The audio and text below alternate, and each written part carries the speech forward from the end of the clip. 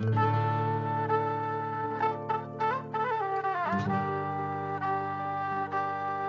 everyone, welcome to the SMB 2018 in Sydney, Australia. I'm here with two amazing PhD students. Hi, my name is Gershuny. I'm a fifth-year graduate student at the University of Arizona, and I do tumor immune modeling in the context of chemotherapy. I'm Emmanuel Dansu, Tohoku University, Sendai, Japan. I'm completing my first year PhD. I'm interested in population dynamics in epidemiology, ecology, and sociology.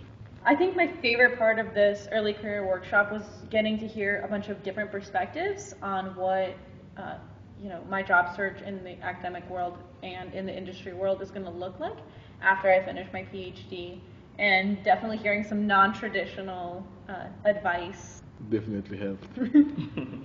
I have this long-term goal of being an academic person, and learning about networking is very important for me because I'll be going back to Nigeria most likely after my PhD, and there I think I need all the network I can get all over the world so I can be on top of my game. I think meeting people here and learning about how to network more effectively is very important. So apart from networking, what would you say is the second best thing? Yeah, the second best thing is the fact that like having a PhD does not mean that I should be constrained to the academia. Okay, like one of that passion I also have is like I really like development, like maybe getting to work with United Nations, African Union, or bodies like that to talk about health policies, environmental policies would really be something for me. So like learning that I can transition to any area I desire based on my need at any point in time, I think that is also very good. That's cool. What did you enjoy about your first time in SMB and what made you come back? I'd say the thing I enjoyed most was really, back to what you said, learning how to network on the spot. I think it's very easy to sit here and, they talk about networking and you think, yes, I can do that. And then you go up and you find it very difficult to even introduce yourself to people or to break into, if there's two people talking, to join in with them. And I think that was the thing that I learned the most from attending my first time at SMB is like just how to come up to people, how to introduce yourself to new people, and they might be people that in your brain I think the pitch elevator thing is also very important. Pitch elevator kind of thing, like you sell yourself within a few seconds. For me, that'll be a lifelong lesson that will stay with me. Adriana, I think everyone enjoyed it because it was really hands-on and Exactly. people had their own sheets to practice with and their own little groups to practice with, and that was great. Yeah, indeed. So what made you do a PhD? What was your main motivation? I guess I can go first. I actually did not know I wanted to do a PhD. As far back as I can remember, I wanted to be a doctor. And I went as far as to, volunteer in a hospital, took the MCATs, took anatomy, until I realized that what I enjoyed doing the most during my entire time as undergrad was research. And so, I guess if you want to do research, I think the best way to do that is to get your PhD. So that is why I ended up getting a PhD. But that was not something that I knew I wanted to do my entire life. Yeah, for me, like right from the secondary school of call it high school if you like, I was very ambitious. I felt that whatever it is I was going to do, I had to be at the very top of my game. Then it didn't take so much time for me to realize that I was going to be a teacher. So I felt if I was going to be a teacher, then I should be at the very top of teaching. So naturally, I discovered that I wanted to study as far as I can take it. So I knew early enough that I would have to go all the way. So even at some point when I had a lot of challenges trying to get a very interesting PhD position, I had a lot of discouragement applying all over the world, like making between 400 and 500 applications and getting rejection letters, getting admission without funding and all of those. So I just kept at it because I just knew that I had to be at the very top of my game. So that was the other time. Like I applied somewhere between 400 to 500 times, like reaching out to professors, writing GRE, writing IELTS, and doing all of those things. Like just like I said, even I had like 5 admissions in Portugal, in America, in the UK, in Malaysia, in fact, and also which other one? Canada. Yeah, but then the only one that came with funding was a little bit of funding from Canada, and that was not going to cut it. But at the end of the day, there's this very robust scholarship from the Japanese government, quite competitive. So I learned that from when we got selected at last, when I got selected with 7 other Nigerians, I think the analysis was like 400 to 500 people applied. Then after all the screening, like 70 people were shortlisted for the test.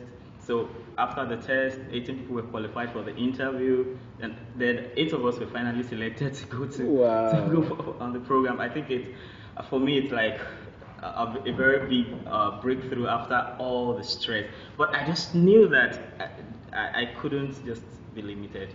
So I felt every challenge I had was more like something to push me to do. So what kept you going? What kept you pushed through rejection after rejection? And also, it was not so much about 6 months, not 1 year, like a whole time period. About 5 or 6 years. So what kept you going? Because just like I told you, I had this ambition. I thought, like, I felt okay.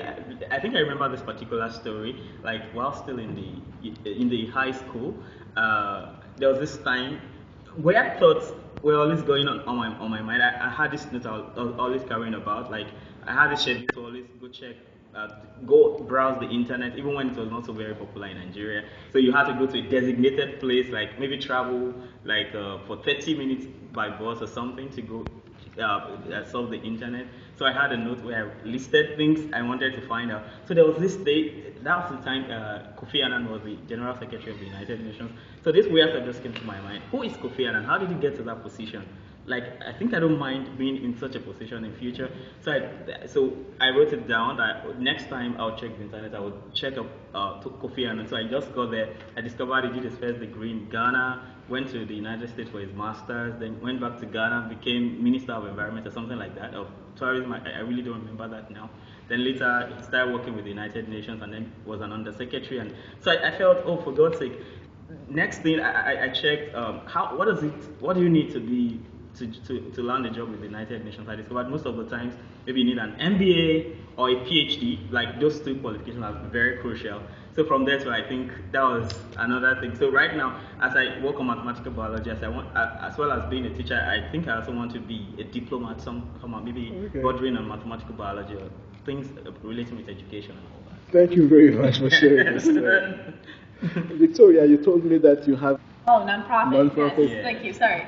Yes. So I guess outside of my graduate work, I also volunteer. So a couple friends and I started a nonprofit called System Coalition. Wow. Started off in Tucson, but now we've spread also to Phoenix, Arizona, and then to Southern California. And so what we do is we help get kids excited about STEM, science, technology, engineering, and math, through hands-on industry experience. Wow. So by showing them what it would actually look like to work in different fields. We have lots of different programs. I think the coolest one that we have just ended a couple of days ago, a week ago. It's called Junior Shark Tank. So just like the TV show The Shark Tank, except for instead of just being like, kids invent things and then we're going to judge you, we have a summer-long program where we teach them how to develop a product, how to come up with an idea, how to market, how to pitch, how to legally protect their idea. Wow. And then at the end of the summer, they present their pitches to a team of judges that includes like mayor, superintendent, a bunch of local CEOs and CFOs, and the winning teams get to take home scholarships to help pay for school.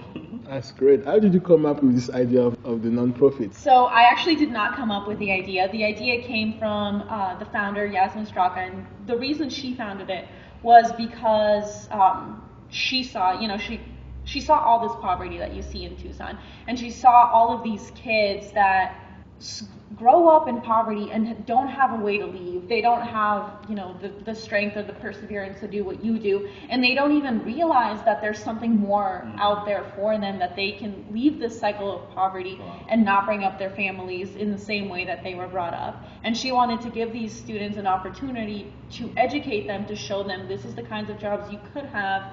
And obviously there's a lot of high-paying jobs that are in the technology or in engineering. So that is kind of how the organization was formed, was to help these kids and open doors for them and show them opportunities. Now we have all of these programs where we show young kids, we're like, here, you're a 4-year-old student and you can learn how to build and program a robot in 1 week. And I think that really helps open the door for these students that would have no way ever known that this is something that they're capable of doing. I would say the thing I enjoy most is just seeing the look of excitement on these kids' faces. I think there's so much, by the time you become an adult, unless you're here at SMB, you hate math. Like, I don't know if you guys have the same experience. You tell somebody, you're like, I'm getting my PhD in math, and they grow and they're like, And it's one of those things where when you're younger, you still get that excitement and you can still show kids like, oh, look, this, I don't know. I think it's like really great that I can optimize chemotherapy using mathematical equations. I don't have to, kill a single mouse or test anything out on a person. And so I think it's very nice to get to show students that this thing that they would see as something horrible and daunting in the future is actually something exciting and a really neat tool. That's great. For closing, how do you pass on this love for mathematics? I don't have any empirical data to back this up, but I think the biggest challenge people have with mathematics is because there are no teachers to inspire them, I think. So as a result of that, of course, like I told you, I have a passion, I'm passionate about teaching, and interestingly, I find myself teaching maths. Like I've taught maths to my friends, right from even maybe something like elementary school, and then carried on to high school, and then later I started getting paid to do that, teaching in the university, as an assistant and all that. So for me, I think as much as possible, I want to make maths something. Even if you're not a maths major, you want to have something to do with maths, because I want to make it that interesting that it's in your everyday life. It's something you can relate with. It's something all around you, and you can actually have fun enjoying mathematics. I think from the students I've taught already, I think I already get some testimony that, oh, you made maths simple for me. I have this particular friend, for instance, who had to write a paper 3 times. I think the first 2 times he failed, and all of a sudden there was a kind of turnaround. So we met and we were talking together. After some time, he began to teach people maths. And then by the time he wrote it the 3rd time or something, he got an A in the course. And for me, I think it's I'm inspired to inspire others. Maths does not have to be anything that you should be scared of. I completely agree. I think the best tool that we have is our own passion. I think when people see the passion that somebody else has for the research or for the work that they do, they get inspired in turn to also feel that same passion. So I think that's their tool. Thank you very much. So I will say, let's share the passion for mathematics. Thank you very much for the program. Thank you so much for the opportunity. Thank you. Cheers.